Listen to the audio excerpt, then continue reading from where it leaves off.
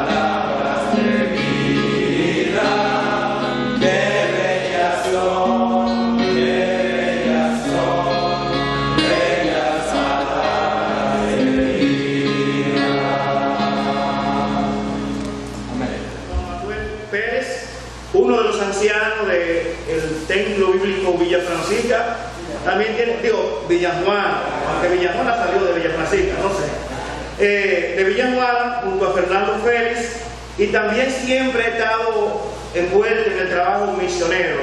Pues realizan un gran trabajo con los bateyes de la región sur, del sur profundo, y siempre está trabajando con los hermanos de los bateyes de origen haitiano, y es muy reconocido en las asambleas de hermanos de la República Dominicana y también en otros países donde ha estado dando conferencias como Argentina, Honduras y otros países. Así que para nosotros es un privilegio y es nuestro hermano Juan Manuel Pérez con la primera conferencia, el tema Dios y su palabra.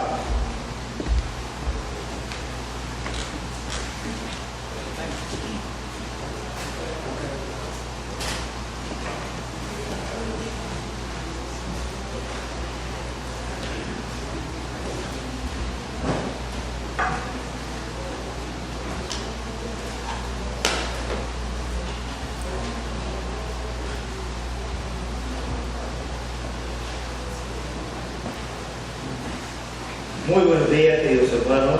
El Señor les bendiga a todos. Es para nosotros una honra que el Señor nos concede estar en una oportunidad como esta. Contentos de ver tantos hermanos, a otros que no conocemos, en el amor del Señor. Oraremos para que el Señor siga prosperando este tipo de reunión y pueda seguir creciendo en su gracia y en su voluntad. Amén. Vamos a tener varios textos de la lectura de la palabra. Les invito a que vayamos a la segunda carta de Pablo a Timoteo, cartas pastorales. De hecho, la última carta escrita por el apóstol Pablo antes de su sacrificio.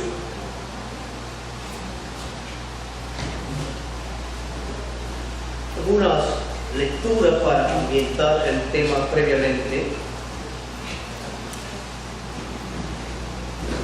Capítulo 2, verso 2. Capítulo 2, verso 2. Segunda epístola del apóstol Pablo a Timoteo, capítulo 2, verso 2. Lo que has oído de mí ante muchos testigos, esto encarga a hombres fieles que sean idóneos para enseñar también a otros. Verso 15 del mismo capítulo 2. Procura con diligencia presentarte a Dios aprobado, como obrero que no tiene de qué avergonzarse, que usa bien la palabra de verdad. Capítulo 3, verso del 14 al 17. Capítulo 3, del verso 14 al 17. Pero persiste tú en lo que has aprendido y te persuadiste, sabiendo de quién has aprendido, y que desde la niñez has sabido las Sagradas Escrituras, las cuales te pueden hacer sabio para la salvación por la fe que es en Cristo Jesús.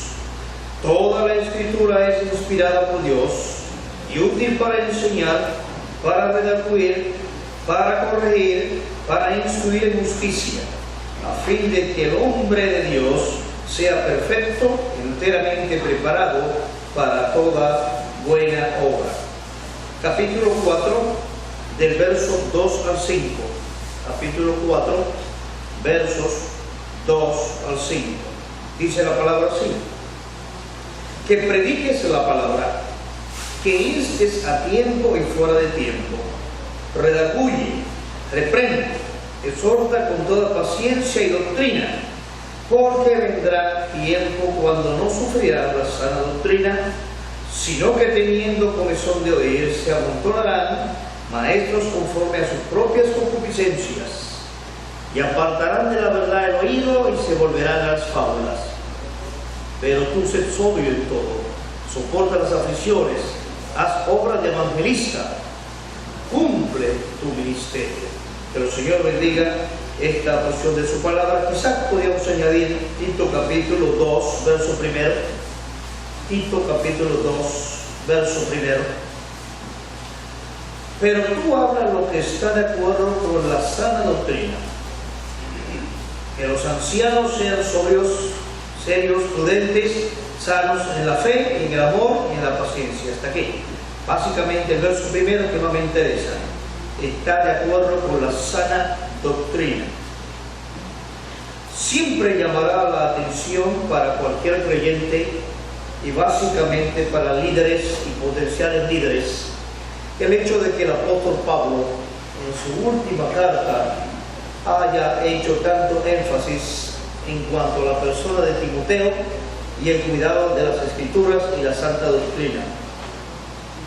Muchos grandes teólogos y eruditos se han preguntado una y otra vez cómo este hombre, al borde de su muerte, ya finalizando sus días con poca fuerza, su énfasis y su interés estaba en proteger y guardar la sana doctrina, la palabra de Dios en su conjunto. Y fíjense que tenía muchas cosas que decirle a Timoteo. Sin embargo, su importancia, su énfasis su interés destaca en lo que tiene que ver con la sana doctrina, la palabra. Yo sé que casi todos ustedes entienden que la palabra doctrina, aquí, o conjunto de doctrina, ¿verdad?, tiene que ver con toda la palabra, tiene que ver con el canon completo, no como dicen algunos que parte de las Escrituras, todo el canon. Así que Pablo le está demandando a Timoteo que ponga en alta estima, ¿verdad?, la sana doctrina, todo el Evangelio, toda la palabra, y llevarlo a cabo en su vida. Esta es una recomendación muy importante, no solamente para los días de Timoteo, porque Pablo obviamente, posiblemente, lo estaba viendo desde dos puntos o dos ópticas. Una era su partida, que estaba pronto. Él lo entendía así a la luz de lo que el Señor le había revelado. Y otro es como él señala la presencia de una apostasía increscendo, es decir, la apostasía cada día tomaría más fuerza, y en virtud de eso había que estar más preparado cada día más a la luz de las Escrituras, de la sana doctrina, para repeler lo que la apostasía significaba. Cada vez que tengo oportunidad de analizar este texto y analizar esta postura del apóstol, me pregunto si para nosotros hoy, a la luz de una apostasía tan real delante de nuestros ojos, las demandas que Pablo hace para Timoteo no son apremiantes para nosotros hoy también. Debemos hacer énfasis en el conocimiento de la palabra. Debemos estar capacitados para defender la palabra. Hoy quizás más que nunca, las redes, el mundo globalizado y todo el ambiente un tanto aperturizado nos obliga a tener cada día un dominio más específico acerca de las Escrituras. No solamente como líderes, sino preocuparnos también por lo que nuestra iglesia debe aprender. Nuestros jóvenes hoy deben dominar las Escrituras. Nuestros jóvenes hoy deben poder defenderla en cualquier plano. Hoy cualquier persona a través de la red, a través de una información directa o indirecta, puede entrar y atacar la Biblia de una forma directa o indirecta. Y usted debe estar en capacidad de defenderla.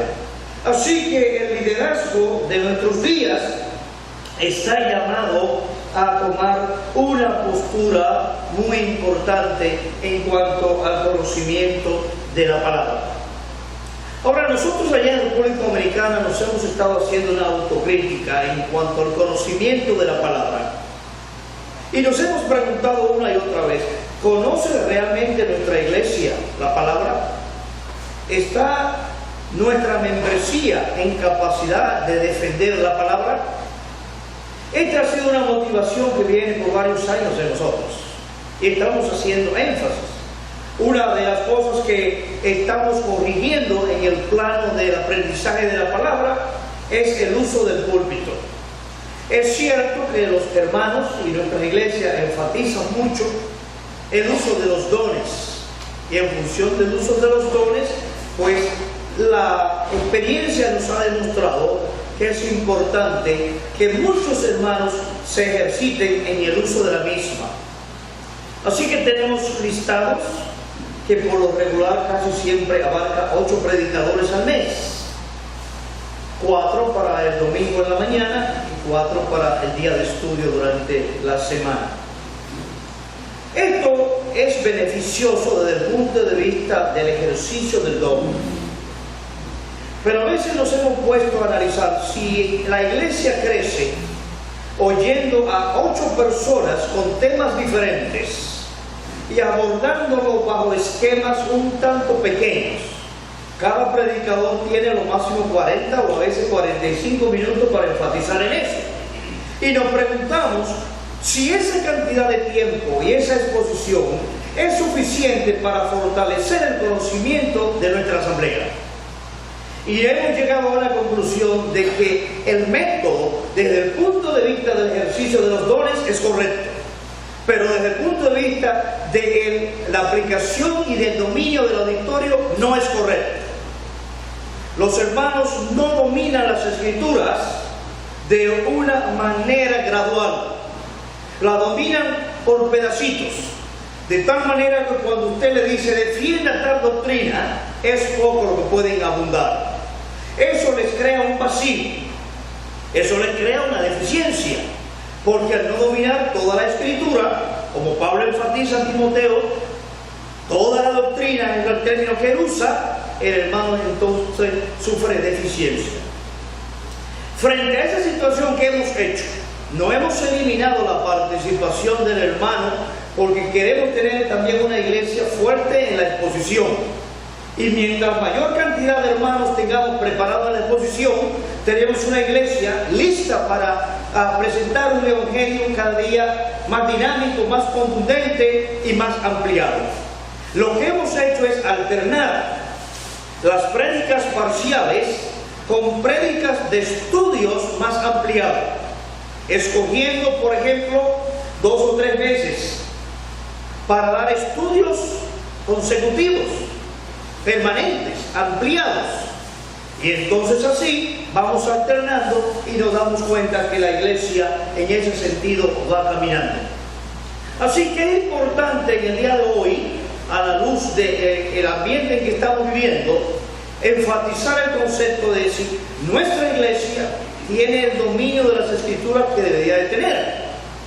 A veces también estamos tratando de velar por el uso de la Escritura desde el punto de vista de la exposición. Tratamos de que los predicadores varíen los libros. Tenemos iglesias en la República donde hay libros a los cuales no se les toca durante el año. Es más, hay libros del Antiguo Testamento donde usted lo menciona y los hermanos le da brega a buscarlo. Y usted se da cuenta que eso viene porque los predicadores y los maestros no han tocado esos libros durante el año. Entonces, la idea es llevarle a la iglesia todo el conocimiento de las Escrituras. La iglesia debe conocer todos los libros del Antiguo Testamento. La iglesia debe conocer todos los libros del Nuevo Testamento. Y la iglesia debe tener una idea totalmente acabada de todo lo que significa el texto, ¿verdad?, inspirado, el texto que debemos analizar. Así que nosotros hemos estado analizando el concepto de las Escrituras en medio de nuestra asamblea. Otra gran pregunta que nos llega es, bueno, el estilo de nuestra prédica de las Escrituras, nuestro estudio y el estilo, ¿qué podemos hacer? ¿Qué podemos variar? ¿Cómo podemos enfocarlo? Voy a hacer una breve historia porque es importante para que tomemos el trasfondo de lo que voy a analizar más adelante. Hermanos, a partir del siglo XVII, básicamente el siglo XVII, se introdujo dentro del ámbito de la ortodoxia, de la enseñanza, de la liturgia, de la teología, un movimiento o una influencia de un movimiento que, si bien es cierto, surge como respuesta a una preocupación dentro de una gran iglesia, no es menos cierto que ha llegado hasta nuestros días. Me estoy refiriendo a lo que conocemos como el pietismo. El pietismo fue un movimiento de carácter devocional que surgió en las iglesias luteranas. Esta inquietud se levantó de uno de los hombres que estaba en el liderazgo, Jacobo Spener. La iglesia luterana, en una gran mayoría, había caído, por decirlo así, en un estado de dogma, la enseñanza fría, poca motivación, y esto preocupó a Jacobo, de tal manera que él empezó a hacer grupos dentro de la iglesia para tratar de crear un ambiente diferente. Y él empezó a decirle a algunos hermanos, debemos hacer más énfasis en la espiritualidad, debemos hacer más énfasis en el aspecto devocional, decirle a los hermanos que la palabra tiene contenido, que la palabra produce gozo, que no puede recibirse la palabra y salir e irse para su casa como entramos. que la palabra tiene contenido y que ese contenido tiene que demostrarse. Así que Spener se preocupó por levantar dentro de la iglesia un espíritu devocional. Prontamente casi todas las iglesias de Alemania estaban influidas por el pietismo y se notaba un ambiente devocional en todas las iglesias. Pero no perduró muchísimo tiempo en Alemania. Pronto fue llevado a Inglaterra y nada más y nada menos que de ese coloso, ¿verdad?, inglés, predicador de más de 50.000 mensajes, John Wesley. John Wesley entendió que aquella preocupación de Jacobo era legítima. Así que él también tomó esta influencia y la proyectó en Inglaterra. Y pronto el movimiento metodista y muchas iglesias relacionadas con ellos empezaron a ser influenciados por el movimiento devocional y el movimiento espiritual que encabezó Jacobo Spener. De Inglaterra este movimiento también siguió influyendo, obviamente llegó a Norteamérica. Ahí encontramos, según encontramos en la narración del pensamiento histórico, a otro gran hombre que se distinguió, Jonathan Edwards. Un hombre muy preparado, un calvinista de un gran trabajo, se puede decir la bujía principal de los grandes avivamientos. Pero Spener también cayó dentro de la influencia del movimiento pietista y empezó a analizar y a predicar la Biblia siempre desde el punto de vista devocional. Fíjense ustedes cómo la situación sigue avanzando. Después de Jonathan Edwards vinieron otros predicadores también que fueron influidos por el movimiento pietista. Y pronto llegamos al príncipe de los predicadores, Spurgeon. Un hombre tremendo en la exposición de la palabra.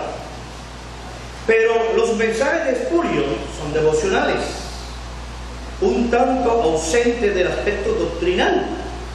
Había una motivación espiritual, pero un tanto ausente, vuelvo y repito, del aspecto doctrinal. Y voy a hacer énfasis ahorita para que ustedes vean la diferencia entre lo que es analizar la Biblia buscando el mensaje doctrinal y lo que es buscando el mensaje puramente devocional. Esto es muy importante a la luz de lo que debemos aprender de la palabra en el día de hoy. Después de Spurgeon se levantaron otros grandes hombres, ¿verdad? Matthew Henry, por ejemplo, que no solamente predicaba, sino que hizo un comentario devocional de toda la Biblia. Cuando el comentario de Matthew Henry salió, conmocionó a todas las iglesias. Todo este movimiento avanzó tremendamente y el pietismo siguió avanzando. Los libros de Matthew Henry son buenos, pero hay que tomar en consideración que desde el punto de vista expositivo, desde el punto de vista doctrinal, no llenan el cometido porque fueron hechos bajo un ambiente puramente devocional. Ahora, es importante que haga aquí un paréntesis. Los libros tradicionales de Matthew Henry tienen y conservan esa línea devocional que él les imprimió. Pero ese libro fue impreso por Clee. Y a los 10 años, Clee adquirió los derechos de autor de ese libro. Y después de 10 años, le pidió al doctor Francisco Lacueva, el gran teólogo español, que hiciera una revisión de ese texto. Hablaron con la familia de Matthew Henry y la familia estuvo de acuerdo en que el doctor Lacueva también hiciera esa revisión. Digo esto porque algunos hermanos me han sugerido a veces, hermanos, entonces no uso el libro de Matthew Henry para dar estudios, y yo le he dicho, bueno, en nueva revisión sí, porque la nueva revisión se ha hecho bajo una base doctrinal, una teología actualizada. Pero el modelo antiguo es puramente devocional. Y vamos a ver a través del desarrollo de lo que hablemos hoy, que el aspecto devocional ayuda al crecimiento de la iglesia, pero no la desarrolla. No hace a un creyente conocedor del trasfondo profundo de las Escrituras. Y esto es importante, porque voy a establecer un parangón entre lo que es importante hoy para dominar las Escrituras. ¿Prevalezco en lo devocional o me voy a lo expositivo? ¿Prevalezco en lo devocional o me voy a lo doctrinal? Y vamos a ver que tanto el Señor Jesucristo como Pablo, como Pedro, siempre utilizaron la parte doctrinal primero. La parte devocional nunca antecede en el Nuevo Testamento a la parte devocional. Siempre la parte doctrinal y luego la parte aplicativa. Eso posiblemente el escritor del Nuevo Testamento más hábil en eso es Pablo. Todos los escritos de Pablo comienzan con doctrina. De hecho, nosotros sabemos que escribe el libro más doctrinal que hay en el Nuevo Testamento. ¿Cuál es el libro más doctrinal del Nuevo Testamento? Romanos. Los dos libros por excelencia doctrinales del Nuevo Testamento son Romanos y la carta a los Hebreos. Y ahí está Pablo encabezando. Y en cada una de sus cartas, primero el concepto teológico, el concepto doctrinal, el concepto basado en la voluntad de Dios y luego entonces el aspecto práctico. Ahora, ¿qué pasaba con el movimiento? El movimiento, como dije históricamente hablando, venía con buenas intenciones, pero había invertido el orden. Las Escrituras no hablan de devocional primero y doctrinal secundario. La Biblia siempre habla de la enseñanza doctrinal, que es la teología básica en la que se fundamenta cada libro de la Biblia, y luego entonces el aspecto práctico. Ahora, fíjense ustedes que he llegado hasta los días de Spurgeon, los días de Matthew Henry, pero ese movimiento sigue. Y prácticamente entrando ya al siglo XIX, comienzo del siglo XX, el movimiento sigue. Todos los grandes predicadores que hemos tenido a finales del siglo XIX, incluyendo a los grandes misioneros históricos, ¿verdad? William Carey, David Livingstone, ¿verdad? Hudson Taylor, todos esos grandes misioneros y todas las grandes misiones del siglo XVIII y XIX se basaron en predicadores donde su exposición era fundamentalmente devocional, no doctrinal. Eso no significó que esos movimientos no crecieran, pero debieron haber crecido mucho más si el énfasis hubiese sido doctrinal y no devocional. Vamos a ver que la parte devocional, por decirlo así, motiva y genera, por decirlo así, una alegría, una satisfacción en el momento que uno oye la palabra, pero no deja el fundamento de la permanencia. Ese fundamento solamente lo deja el dominio de la doctrina. Así que es importante, ¿verdad?, tener siempre esto claro. Bueno, pero esas misiones siguen creciendo y siguen avanzando. Y surge el movimiento de los hermanos. Y surgen otros movimientos en el mundo. Y esa influencia llega de Inglaterra a Estados Unidos, de Estados Unidos a Canadá, de Canadá a Argentina, de Argentina a todo lo que tiene que ver con América del Sur, América Central. Y llega a América Latina y el movimiento sigue creciendo. Y llega a nuestras asambleas. Y los misioneros que tuvimos, y misioneros buenos, pero vinieron con lo que le enseñaron. ¿Y quién habían enseñado a ellos? El manejo de la Biblia desde el punto de vista devocional. Fíjense ustedes cómo toda esa influencia viene caminando. Y a veces analizamos, ¿dominamos nosotros el concepto de la Biblia? ¿Estudiamos la Biblia como debe estudiarse? ¿Dominamos la Biblia realmente como debería ser? Bueno, tenemos que poner un alto. Porque lo que hemos venido desarrollando en nuestras asambleas no siempre se corresponde con lo que nos permitiría dar una respuesta contraria. ¿Qué hemos tenido? Un tipo de mensaje fundamentalmente devocional. Fíjense ustedes que inclusive en la mayoría de nuestras asambleas el mensaje pasa de 35-40 minutos.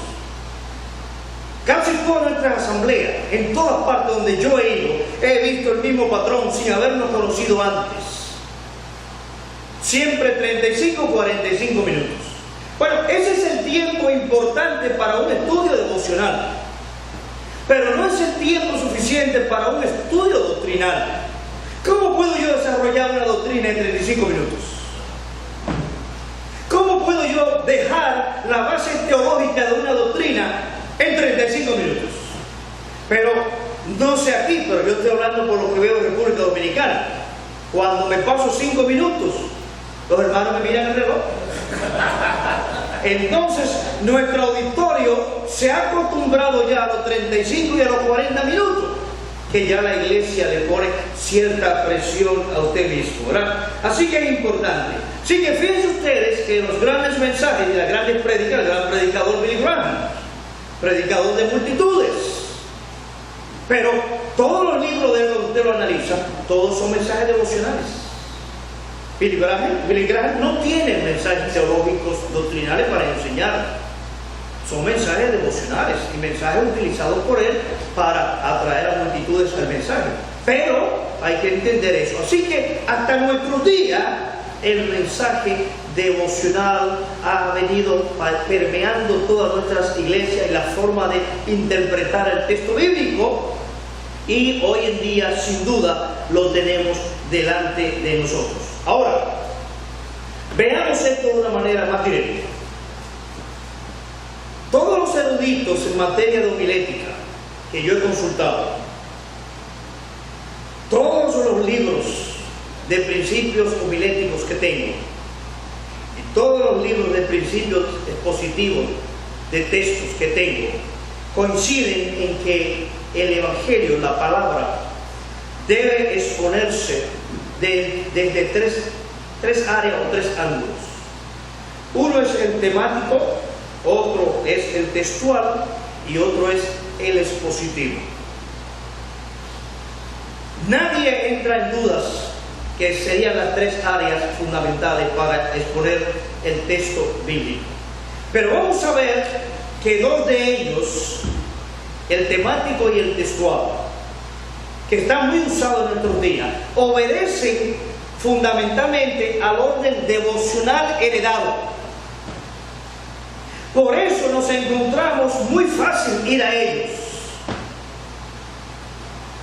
Casi todas nuestras iglesias y los hermanos predicadores que ponen la palabra y le enseñan a la iglesia usan en demasía el aspecto temático. Mensajes de temas. El mensaje de tema es bueno, no es malo. Y quizá yo pienso que una de las formas de irse a él es porque es uno de los más fáciles. Más fáciles en el sentido de que usted quiera hablar a la iglesia, casi nunca el tiempo nos da para sacar el suficiente análisis de la Escritura, el tiempo nos ataca y cogemos un tema. ¿Y qué hacemos? Bueno, buscamos este tema a través de la Biblia. Hablaremos hoy de la fe. Bueno, pues yo sé que Abraham fue un hombre de fe. Yo sé que Moisés fue un hombre de fe. Me traslado al Nuevo Testamento y entonces busco otro ejemplo de fe. Lo conecto a los tres. Yo tengo un mensaje. Pues eso sería un mensaje temático donde yo pongo un tema y lo soporto con las Escrituras. Es importante observar que este tema muy generalizado, lo he observado de cada 10 predicadores que yo observo, 7 son predicadores de Biblia en temas, en el aspecto temático. Es decir, llevan temas a la iglesia, pero hilando, ¿verdad? Concatenando diferentes porciones. Bueno, como he dicho, este tema no es malo, pero viola algunas cosas importantes que vamos a ver durante el desarrollo del día de hoy. En primer lugar, cuando una persona estudia las Escrituras, debe tomar siempre en cuenta el autor de cada libro.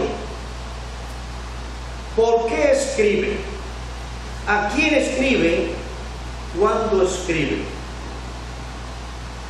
Usted no puede, dentro de un estudio concienzudo, tomar un texto de un libro, tomar otro texto de otro libro, tomar otro libro, o tomar un personaje de un libro, tomar de otro libro y de otro libro. Porque usted está incluyendo el pensamiento de 3 autores diferentes. Cada autor no solamente escribió de una manera independiente, sino que cada autor en el momento de escribir tenía un dominio teológico propio de él. Vamos a ver cuando revisemos ahorita lo que es teología bíblica, que cada libro en la persona de cada autor responde a una teología propia de él. Y por tanto, cuando yo ligo su pensamiento con el de otro, yo estoy alterando la interpretación de la Biblia. El mensaje textual tiene este problema, pero tiene un segundo problema. Usted saca un texto o un personaje de un libro para unirlo con otro personaje o un tema de otro libro, pero usted dejó el contexto y el fondo histórico de ese texto que usted sacó de ese libro y no lo volvió a tocar más. Y resulta que ese texto que usted sacó de ese libro no estaba ahí aislado, formaba parte de un conjunto.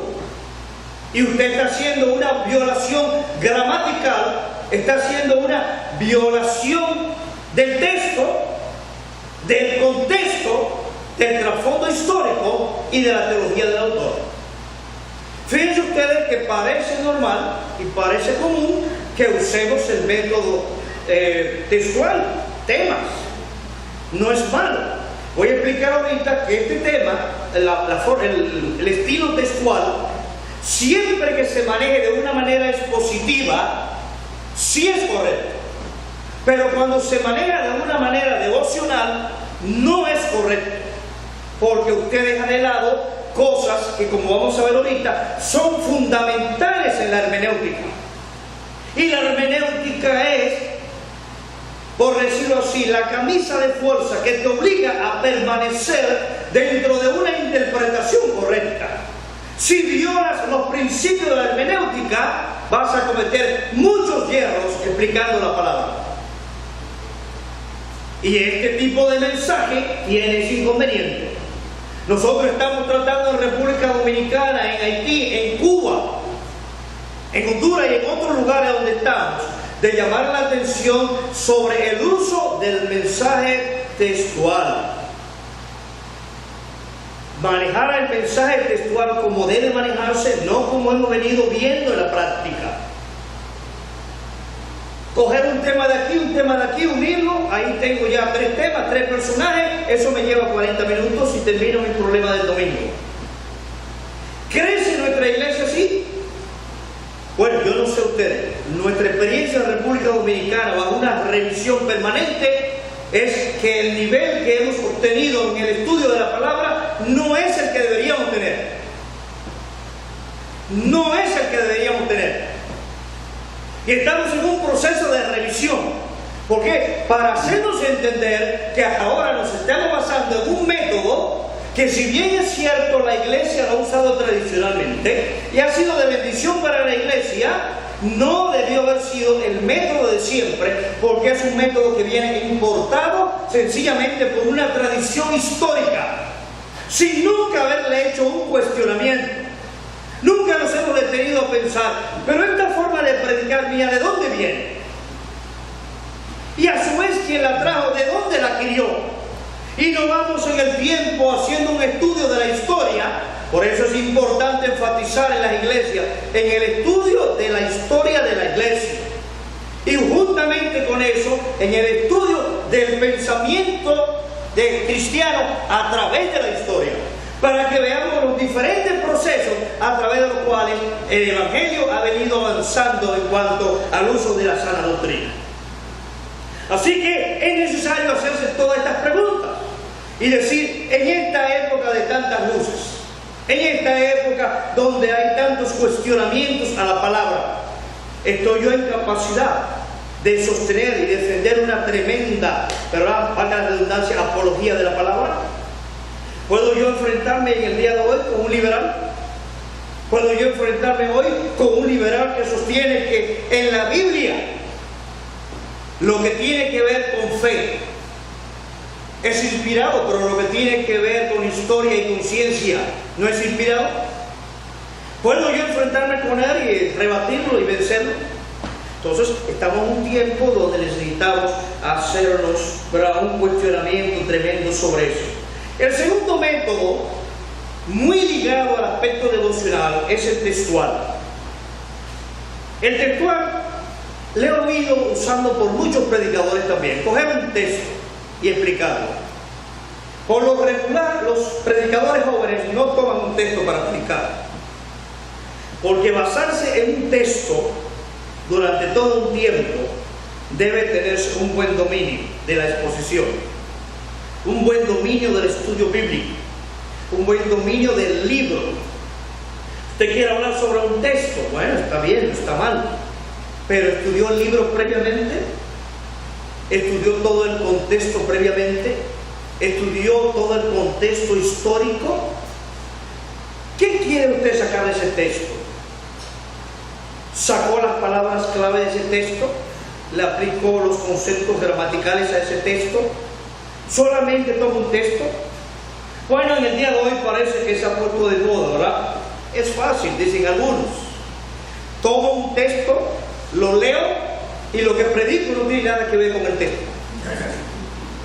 Observen los mensajes de televisión, observemos los mensajes de la televisión y en conferencias, y en muchas iglesias. La persona tomó un texto y lo leyó, y nada de lo que dijo en el mensaje tiene que ver con el texto. Nada. El hermano que hizo eso no se detuvo a pensar, pero ¿de dónde yo estoy sacando este texto? ¿Soy yo un buen exponente de la palabra haciendo esto? Pues yo estoy usando mis propios términos. En el mundo carismático, ¿verdad?, pentecostal, eso está muy de moda. Tomar un texto para tratar de justificar lo que yo creo que debe decir en el texto. Es importante, hermano, siempre entender que en el día de hoy el concepto, como lo voy a decir al final de la tarde, el concepto de iluminación está muy mal enfocado. Yo pienso en lo que voy a decir de la palabra y voy a buscar un texto que me apoye. Eso no es iluminación. La iluminación que el Espíritu da es cuando usted lee la palabra y al leerla el Espíritu lo usa y pone en usted una interpretación para su vida y para otros. Entonces la iluminación surge al leer el texto, no al yo ir y buscar un texto que es el que yo quiero para formar parte de mi mensaje. Eso es incorrecto, porque no es la palabra la que habla, soy yo. ¿Cuánta cantidad de mensajes tenemos, verdad?, hoy, ayer, en este mismo concepto? Bueno, yo quiero hablar sobre la salvación, o sobre el gozo de la salvación, la justificación, el perdón. ¿Qué texto uso? Bueno, pero tengo una herramienta útil, una concordancia. Voy a mi biblioteca y tengo 3 concordancias. Y saco una. Perdón. Aquí ahí, perdón. Bueno, mira, este texto me... Eso no es correcto. Porque usted ha puesto su interés de llevar a la escritura lo que está en su mente. No es la escritura la que ha puesto en usted, ¿verdad?, la inspiración espiritual para que el Espíritu le use aplicando esa escritura. Y ahí es donde surge el problema en el método textual, que utilizamos textos escogidos por mí. Por eso alguien decía, y voy a hablar ahorita en el segundo turno, sobre la importancia del mensaje positivo. Alguien diría, bueno, para evitar eso yo uso el mensaje positivo. Claro, a veces con un concepto equivocado, porque piensan que el mensaje positivo es explicar la Biblia versículo por versículo. Voy a demostrar que no, que ese no es mensaje positivo. Están equivocados. Entonces dice, para evitar ese bache, ese problema del mal uso del texto, sencillamente lo que yo hago es que pongo positivamente. Aún así no es correcto. Siempre el método es leer la palabra. Leer la palabra. Por eso cuando uno va a estudiar la Biblia, cuando uno lo va a aprender para sí o lo va a poner al servicio de otro, lo correcto es primero leer el texto. Leer el texto. Volver y leer el texto. Y leerlo todo lo que se pueda. Cada vez que usted lo lea una y otra vez, usted siente que el Espíritu añade. Usted siente que el Espíritu le habla. Y cuando el Espíritu sigue hablando sobre un punto, y ese punto sigue martillando en la mente, el Espíritu le está fijando un punto. Y usted entiende el Espíritu me está dirigiendo aquí, me está iluminando para que enfoque esta porción de la Biblia en mi vida de esta forma y para otros de esta forma también. Pero es el texto el que provoca eso en mí, no cuando yo voy al texto y le imprimo mi voluntad. Y el problema del mensaje textual viene por ahí, ¿verdad? Yo voy a la Biblia y busco un texto y lo aplico. Pero a veces también hay otro problema grande en el asunto del mensaje textual. Y es que la Biblia mantiene una analogía completa. Ningún texto puede contradecirse con otro. Ningún texto puede tener una interpretación diferente a otra. Toda la escritura, como leímos al principio, es inspirada de una manera plenaria,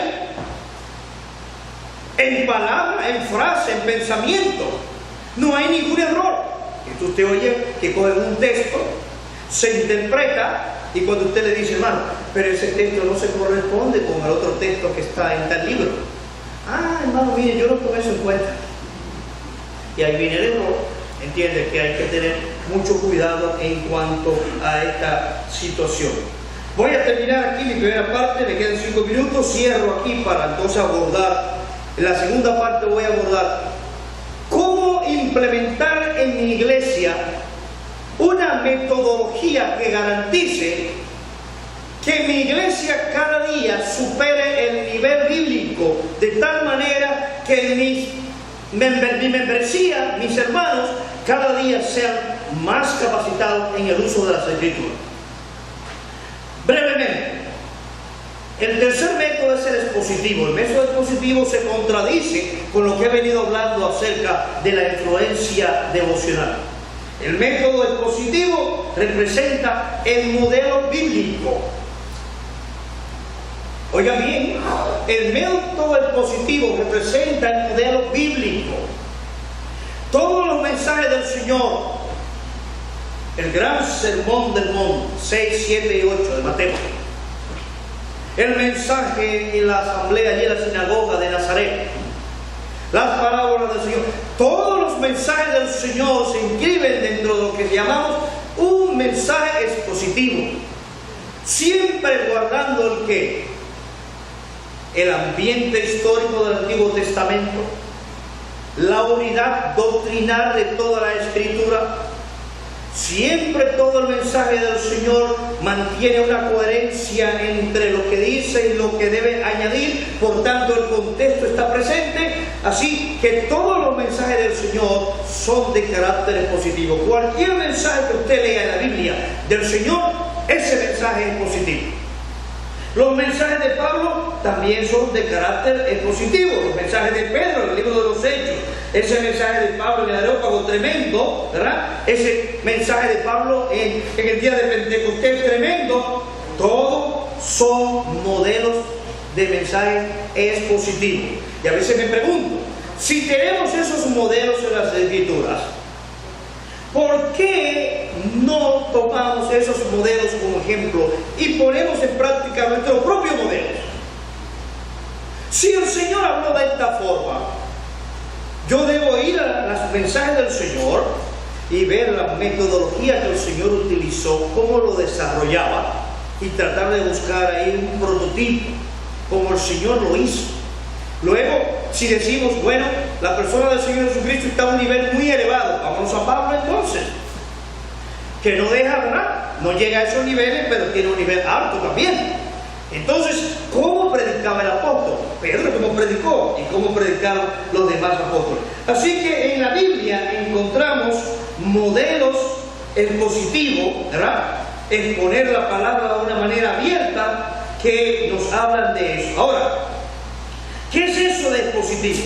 Porque algunos hermanos veo que cuando menciono el término me abren un poco los ojos.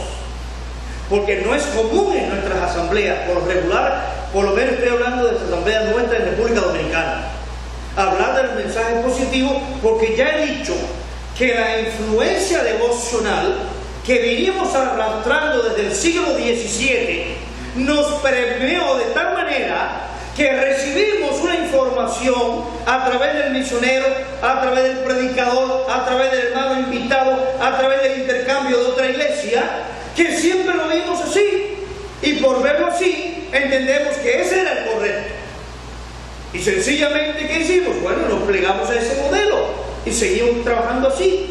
Ahora, cuando viene alguien y nos dice, no, ese modelo tiene variación, porque cuando uno estudia las cartas paulinas, dice, no, la doctrina primero, lo devocional secundario, lo práctico. No use el mensaje para enfatizar tanto lo práctico, cuando previamente no le enseñaste a la iglesia en qué doctrina se basa eso. Lo práctico es como consecuencia de la doctrina. Lo que debe sí llegar a mi mente, a mi corazón y fortalecerme, debe ser una doctrina. Y basada en esa doctrina, entonces viene el asunto práctico. Así que es importante, ¿verdad? Y voy a seguir enfatizando en el segundo turno sobre la importancia de eso. Ahora, no es un mensaje, como decía ahorita, de versículo a versículo, no es así. Mensaje positivo no es así. Mensaje positivo es cualquier mensaje donde usted tenga en consideración las siguientes cosas. Primero, ¿quién escribe? ¿Para quiénes escribe? ¿En qué tiempo escribe? ¿Con qué propósito escribe? Tomando en cuenta el aspecto literal, tomando en cuenta el contexto, tomando en cuenta el asunto histórico, entonces estamos hablando ese mensaje, ya sea temático, ya sea textual o ya sea positivo, reúne las condiciones de ser positivo. Lo dejamos aquí. La segunda parte continuamos avanzando sobre este tema.